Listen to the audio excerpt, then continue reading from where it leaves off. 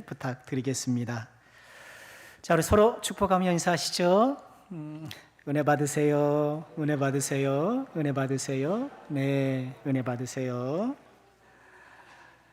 우리 사도행전 5장을 함께 읽었는데요. 자, 지금껏 우리가 어떤 내용이었나요?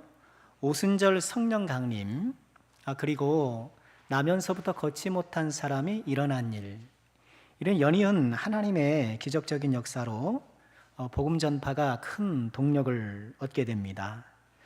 성령 강림 후에 베드로의 설교 때문에 3,000명이 회개를 했고, 또 나면서부터 걷지 못한 사람을 일으킨 후에 또 베드로의 설교로 몇 명이었죠? 짠. 몇 명이었죠? 4명? 4,000명? 예, 이렇게 회심을 하고 예수님을 믿게 되었어요. 여자까지 더해지면 더 많은 숫자였겠죠. 계속되는 사도들의 복음 전파를 통해 예루살렘 교회가 흥왕하고 부흥하게 되었는데요. 그 가운데 이 교회 안에 아름다운 신앙운동 하나가 일어났습니다. 4장 32절 이하의 말씀인데요. 이런 것이었어요. 믿는 우리가 한 마음과 한 뜻이 되어 모든 물건을 서로 통용하고 자기 재물을 조금이라도 자기 것이라 하는 이가 하나도 없더라. 예루살렘 성도들 사이에 회심하고 은혜 받은 이 성도들 사이에 이른바 물건 통용운동, 물건을 함께 쓰는 그런 운동이 일어났어요. 32절은 우리 교회가 지향해야 될 또 작은 모습을 보여주고 있죠. 한 마음 한 뜻을 품었다. 교회가 한 마음 한 뜻을 품는 것은 굉장히 중요한 일이고, 그럼 한 마음과 한 뜻의 기준은 어딜까요? 누구의 마음일까요? 예수님의 마음. 누구의 뜻일까요? 예수님의 뜻. 그렇죠. 예수님을 기준으로 한 마음 한 뜻으로 모이는 곳이 교회고요. 자, 이런 한 마음 한 뜻으로 모여있는 성도들이 서로의 물건을 통용하는 이런 아름다운 문화를 또 운동을 하게 되었던 거예요. 아마 요즘이야 공산품, 그렇죠? 다 공장에서 찍어 나오니 물건이 많잖아요. 산업혁명 이후에 물건이 많아지는 사회가상이 되었잖아요. 그런데 2000년에는 다 가내수공업이잖아요. 다 손으로 만들고 일일이 만들어야 되니 늘 물자는 부족할 수밖에 없어요. 그것을 같이 나눠 쓰는 것은 굉장히 중요한 일이죠. 환하게 비침했죠? 눈을 크게 뜨세요. 네, 하나님이 은혜 주셔서 쫙 선명하게 또 주실 줄 믿습니다. 자, 그런데요, 33절에 보면 사도들이 큰 권능으로 주 예수의 부활을 증언하니 무리가 은혜를 받았다. 이런 물건 통용 운동 이면에 어떤 주요 동기가 뭔가요? 부활의 메시지였던 거예요. 그러니까 예수님의 부활의 소식을 듣고 나니 어때요? 다른 사람을 사랑하게 되고, 나에게 필요 이상의 재물이나 물건이 불필요하다라고 여기기 시작한 거예요. 재물에 소망을 들고 또는 소유와 획득에 소망을 두는 것이 아니라 사랑으로 나누어주고 베푸는데 마음을 쓰기 시작한 거예요.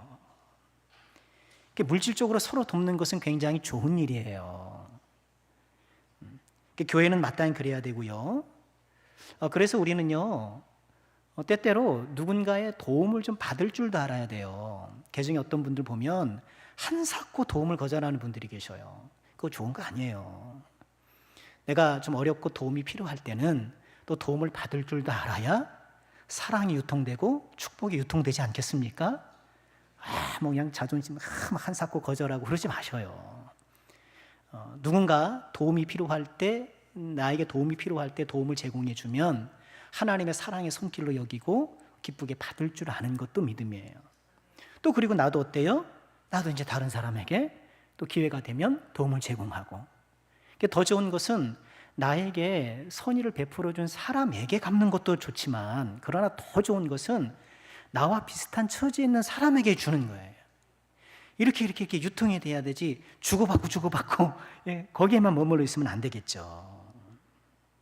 더군다나 34절 보실까요? 그 중에 가난한 사람이 없으니는 밭과 집 있는 자는 팔아서 그 판 것을 값을 가져다가 사도들의 발 앞에 두었다. 그들이 각 사람이 필요에 따라 나눠주었다. 구제를 하되 어떤 방식으로요? 사도들에게 가져간 거예요. 즉 교회 공동체에 가져간 거예요. 그래서 교회 공동체가 그것을 필요에 따라서 이렇게 분배할 수 있도록 한 거예요. 그러니까 개인이 할 수도 있잖아요. 근데 개인이 할 수 있음에도 불구하고 이제 교회 공동체가 이 일을 하게 함을 통하여서 결국 누가 또 영광을 받겠어요? 하나님이 영광 받으시는 거죠. 몸된 그리스도의 몸된 교회를 통해 그리스도가 영광을 받는 것이죠. 이게 참 좋은 거예요. 물론 우리가 개인적으로 은밀하게 하는 것도 귀한 일이긴 합니다만 이렇게 교회를 통해서 사랑을 베푸는 것 좋은 것이죠. 그러니까 우리 교회에 여러분 나눔 헌금 기억나셔요? 하나님께서 주시는 감동 따라 내가 돕고 싶은 지체가 있으면 또 나눔 헌금을 이렇게 이용하는 것도 좋을 것 같습니다. 자, 이렇게 물건 통용 운동이 일어나는 가운데 36절에 보면 구브로에서 난 레위족 사람이 있으니 이름은 요셉이라 사도들이 일컬어 바나바라 번역함 위로의 아들이라 하니 그가 밭이 있음에 팔아 그 값을 가지고 사도들의 발 앞에 두었다. 이렇게 물건 통용을 하는 가운데 특히 바나바라는 별명을 지닌 요셉, 이름이 요셉이에요. 바나바 번역하니까 뭐라고요? 위로의 아들이다. 이 사람이요 자기 밭이 있어서 그 밭을 팔아서 사도들의 발 앞에 두었다고 하는 거예요. 여러분 긴장하지 마세요. 땅 팔라고 안 할 테니까. 긴장하지 마셔요. 이 레위족의 이 요셉 바나바가 이런 헌신을 보이는 거예요. 얼마나 귀합니까? 그런데 여러분 이 바나바가 어디족이라고요? 어느 지파예요? 레위족이에요. 근데 레위족은 땅이 있나요, 없나요? 본래는 없어야 되는 거잖아요. 근데 아마 본래 그래야 되는데 아마 예수님 당시만 해도 이미 오래전부터 그 율법 조항이 사문화됐던 것 같아요. 여하간 이 바나바는 자기 땅을 팔아가지고 그거로 이제 성도들을 돕고 가난한 사람을 구제하려고 했던 거예요. 그런데 이런 아름다운 신앙운동에 사탄이 가라지를 뿌리기 시작합니다. 바로 오늘 본문이에요. 오늘 본문 이 이야기를 두고 존 스토트 목사님은요 사탄의 반격 이렇게 제목을 붙였어요. 지금 교회가 날로 날 흥환하잖아요. 믿는 자가 늘어나죠. 아름다운 신앙운동이 막 활발하게 일어나죠. 그런데 이 사탄이 반격을 하더라는 거예요. 그러고 보면 지금까지 사도행전이 진행되면서 사탄의 반격이 사실 계속 있어 왔어요. 첫 번째로는 물리적 반격이 있었죠. 이 사도들을 가두고 위협하고 경고하고 이런 물리적 반격이 있었고요. 또 오늘 말씀처럼 이런 신앙운동에 가라지를 뿌리면서 신앙운동을 오염시키는 이런 반격이 오늘 말씀에 있고 또 이어지는 6장 이렇게 가면은요 이제 우선순위를 흔드는 것 거기 가서 살펴보도록 할 텐데요. 이 교회 안에 우선순위를 흔들못 통해서 반격하는 모습을 보여요. 자, 오늘 가라지를 덧뿌리는 사탄의 반격을 우리가 보게 되는데 자, 어떻게 시작되었나요? 1절 보실까요? 아나니아라는 사람이 그 안에 삽비라와 더불어서 소유를 팔아 그 값에서 얼마를 감추고 그 안에도 알더라. 얼마만 가져다가 사도들의 발 앞에 뒀다. 이렇게 이야기를 합니다. 이런 물건 통용 운동에 아나니아와 삽비라 부부도 동참했고요. 그들도 밭을 팔았다는 거예요. 그런데 판 값의 얼마를 감춘 채 사도들의 발 앞에 두었다는 거예요. 이를 보면 여러 가지 이후의 이야기를 보건대 아나니아와 삽비라는 지금 자신들이 헌금하고 함께 사도들에게 가져온 것이 땅을 판 금액 전부라고 말했던 것 같아요. 자신의 소유를 다 판 것처럼 그렇게 얘기했던 거예요. 그런데 실상 그렇지 않고 일부는 본인이 갖고 일부만 그렇게 했던 거예요. 그게 왜 이렇게 했을까? 왜 이렇게 했을까? 우리가 앞서 4장 36절 이하의 그 바나바를 보면 어때요? 그가 자기의 밭을 팔아서 그것을 하나님께 드렸잖아요. 아마 이런 바나바의 헌신을 보고 많은 사람들이 칭송했음에 틀림없어요. 뭐 우리도 그렇지 않겠습니까? 우리도 뭐 대놓고 막 그러진 않는다 하더라도 우리 가운데 특별히 헌신을 한 사람에게 아이고 참 훌륭하네, 아유 참 그런 헌신을 하니 참 대단하네, 우리도 서로 칭찬하지 않겠습니까? 아마도 아나니아와 삽비라는 그런 칭찬이 부러웠던 거예요. 그래서 사람들의 그런 칭송을 본인도 받고 싶었던 거예요. 그래서 바나바처럼 본인도 땅을 다 판 것처럼 이렇게 전액을 드리는 것처럼 그렇게 이야기했던 거예요. 아나니아와 삽비라의 마음에 덧부려진 사탄의 가라지는 무엇일까요? 한마디로 위선이죠. 이런 위선이 뭔가요? 거짓 위 착할 선이잖아요. 거짓 착함, 착한 것으로 위장하는 거잖아요. 실제는 그렇지 않은데 보여지는 상황을 부풀리는 거예요. 위선입니다. 마치 본인이 엄청난 헌신을 한 것처럼 땅 전부를 팔아서 드리는 것처럼 그렇게 포장을 했단 말이에요. 실제는 그렇지 않은데. 실제는 그렇지 않은데 이 사람들의 칭송과 어떤 사람들의 칭찬을 받기 위해서 그렇게 조작한 거예요. 우리 그리스도인들에게 참 경계해야 될 것 가운데 하나가 위선 아닙니까? 위선이라고도 하고 또 외식이라고도 하죠. 예수님께서 바리새인들의 누룩을 조심해라 라고 말씀을 하셨는데 그 누룩으로 비유된 것 가운데 하나가 바리새인들의 위선이었단 말이에요. 자신들의 믿음을 좋은 믿는 것처럼 포장하려고 굉장히 노력했단 말이에요. 기도할 때 어디서 기도해요? 시장역에 서가지고 저기 서가 사람들 다 보는 데서 기도하는 거예요. 구제할 때는 어떻게 해요? 나팔을 불어요. 팍 나팔을 불면서 여러분 여기 구제 왔습니다.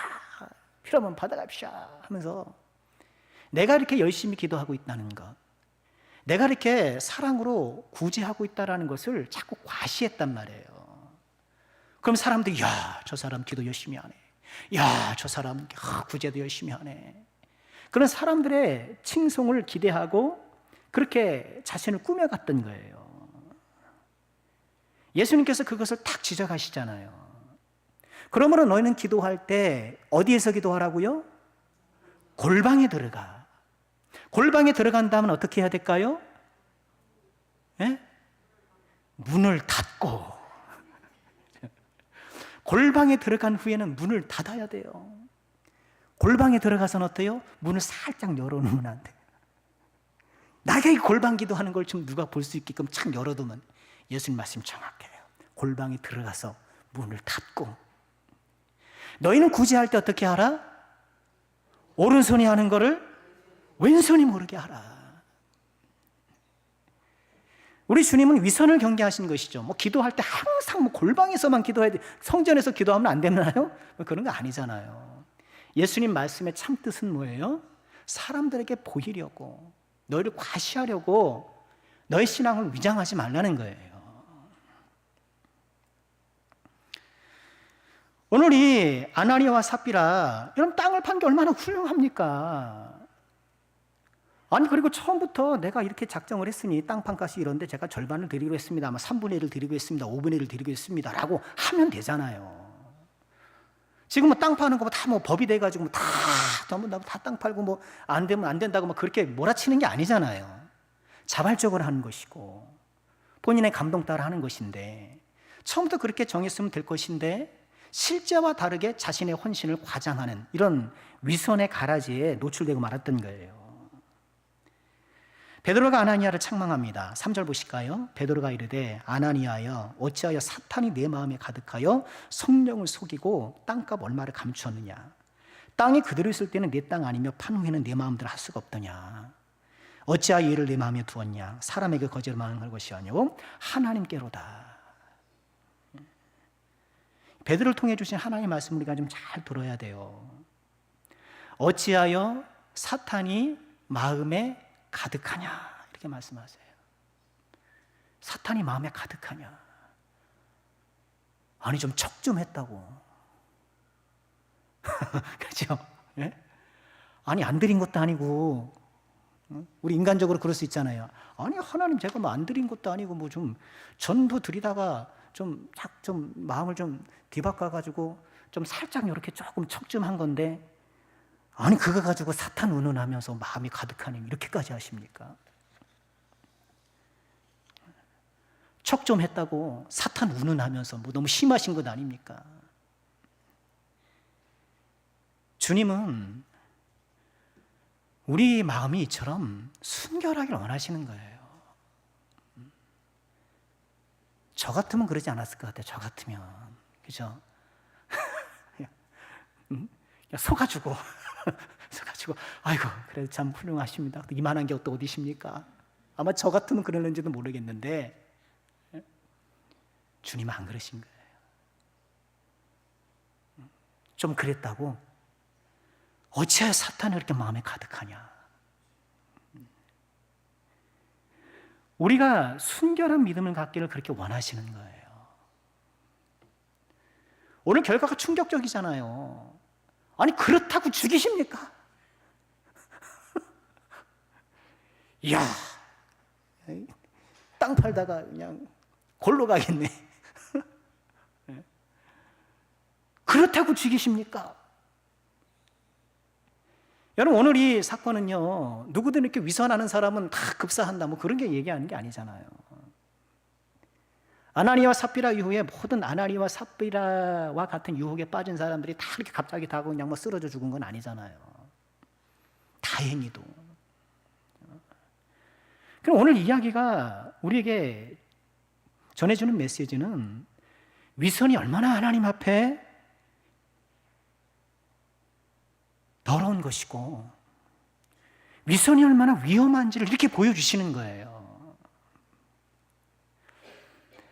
우리가 신앙생활하면서 저와 여러분이 이런 우리의 마음 가운데, 우리 믿음 가운데 위선의 가라지가 덧뿌려지지 않도록 늘 말씀의 거울 앞에서, 늘 성령의 조명 아래서, 이런 조명처럼 성령의 조명 아래서 우리를 돌아보고 우리를 갖고 나가는 그런 의미가 꼭 있어야 할 줄 믿습니다. 아나니아와 삽비락에 덧뿌려진 두 번째 가라지는요, 연장성산에서 거짓말이에요. 베드로가 아나니아에게 추궁하잖아요. 이게 전부냐? 삽비락에게 이게 전부냐? 그때 어떻게 해요? 찬스잖아요.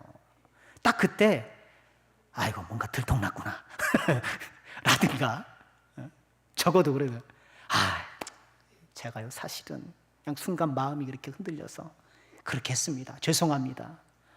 그랬으면 참 좋았을 텐데. 네, 전부입니다. 뻗대는 거예요. 여러분, 다 아는데 뻗대는 것만큼 참 어리석은 게 어디 있습니까? 다 아는데. 베드로는 아나니아와 삽비라의 거짓말을 성령을 속인 것, 하나님을 속인 것, 이런 거짓말이 얼마나 위험한가를 다시 한번 우리에게 교훈하시죠. 이런 거짓말은 그냥 상대방을 속인 것을 넘어서 누구를 속여요? 하나님을 속인 거라고 말씀하는 거예요. 거짓말이 얼마나 위험한 거라 우리가 좀 이걸 인식해야 돼요. 우리는 참 거짓말에 취약하잖아요. 적어도 여기 계신 분들이 뭐 조직적으로 거짓말을 하는 그런 사기꾼은 아니지 않습니까? 기획 거짓말쟁이.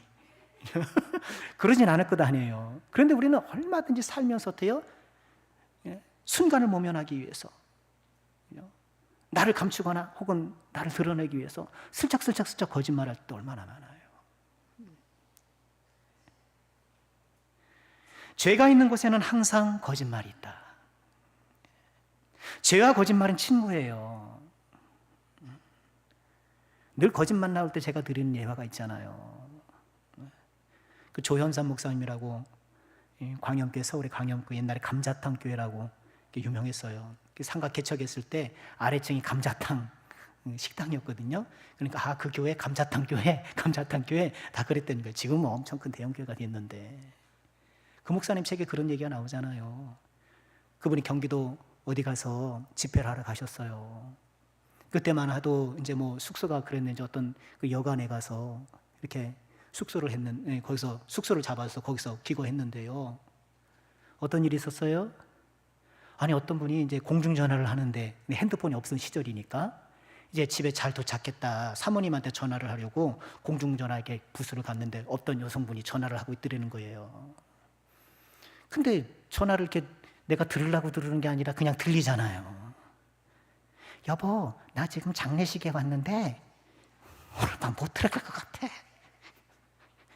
그러더래요. 그분이 그런 말씀을 하셔요. 죄 있는 곳에 거짓말이 있다. 죄 있는 곳에 거짓말이 있어요. 거짓말 있는 곳에 죄가 있어요. 그러니 우리가 거룩하려고 하면 뭐부터 해야 돼요? 거짓말부터 줄여나가야 돼요. 땅을 파는 것은 의무가 아니었어요. 자발적으로 자원해서 하는 일이에요. 꼭 그렇게 안 해도 되는 거예요. 그런데 자신의 믿음을 과장하기 위해서, 과시하고 위선하기 위해서, 그리고 계속해서 거짓말을 고수해 나가는 거예요. 남편이 죽고 7절 보니까 3시간쯤 지나 그의 아내가 그 일어난 일을 알지 못하고 들어왔다. 아니, 들을 때 왜 부부가 같이 안 왔을까? 정말 생각을 해봤는데요.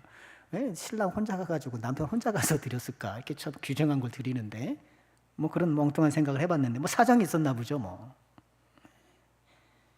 그러니까 예배는 같이 드리는 게 좋은 것 같아요.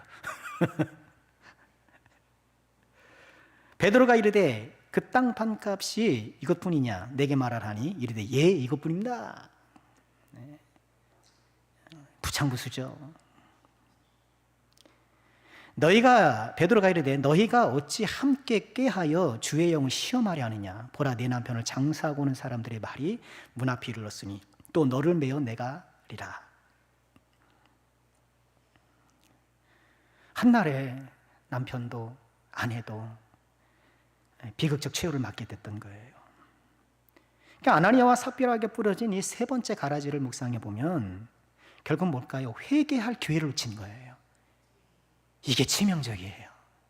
회개할 기회를 놓쳤어요. 어쩌다 보니 유혹이 돼서 숨길 수도 있었겠지. 어쩌다 보니. 또 말하다 보니까 어때요? 좀 궁지에 몰리다 보니까 자꾸 방어하려고 이렇게 자꾸 이렇게 거짓말을 고수하고 막 뭐 그랬을 수도 있겠죠. 그런데 좀 뒤늦게라도 좀 잘못하고 회개하고 그랬으면 참 좋았겠는데 회개할 기회를 놓쳐버린 거예요. 거짓말할 용기는 있었는데 회개할 용기가 없었던 거예요. 회개의 용기가 필요하잖아요. 사과할 때 정말 용기가 필요하지 않습니까? 사과를 하는 사람이 훌륭한 사람이잖아요.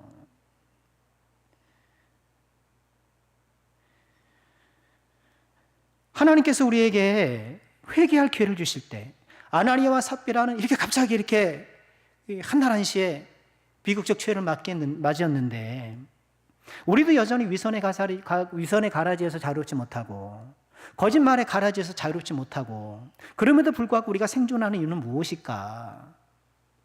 그건 하나님께서 회개할 기회를 준다라고는 해석해야 되겠죠. 하나님께서 회개할 기회를 주는 거예요. 하나님 언제나 회개할 기회를 줘요. 언제까지 줘요? 우리가 죽을 때까지 회개할 기회를 주시는 거예요. 그러니 내가 죄를 깨달아지고 성령께서 내 마음을 비춰주시고 말씀의 고리 나를 비춰줬을 때 우린 즉각 회개하면서 우리의 위선을, 우리의 거짓말을 빨리 제거하면서 하나님 앞에 거룩한 사람 되기를 정말 소원해야 되겠죠. 오늘 아나니아와 죽음, 삽비라의 죽음, 이 죽음의 결과 가운데 우리가 주목해야 될 좀 마지막 묵상해 볼 것은요, 이 죽음의 결과 어떻게 되었을까요? 사람들이 두려워하더라는 거예요. 자, 5절 말씀 볼까요? 아나니아가 이 말을 듣고 엎드려져 혼이 떠나니 이 일을 듣는 사람이 다 어떻게 됐다? 크게 두려워했다. 또 10절 맨 끝에요. 11절 온 교회와 이 일을 듣는 사람들이 다 어떻게 했다? 크게 두려워했다. 크게 두려워했다. 아나니아가 죽을 때도 두려워했다. 삽비라가 죽을 때 두려워했다. 여러분, 반복은 뭐라고요? 반복은 뭐예요? 네? 반복은 반복이요. 반복은 강조다.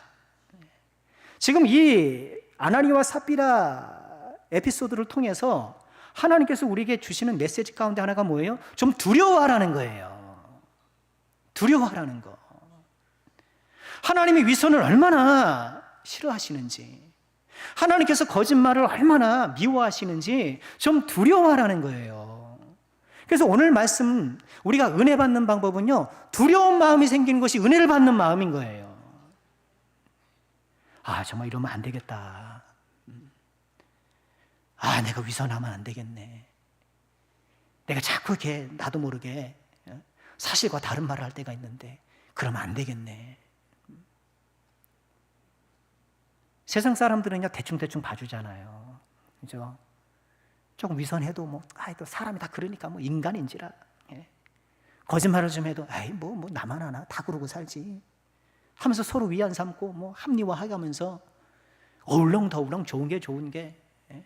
또 그러면서 또 은혜는 받잖아요. 또 사명도 감당하잖아요. 예. 그럭저럭 살아가잖아요. 내가 위선한다고 하면 내가 뭐 돌뿌리 걸려 넘어집니까?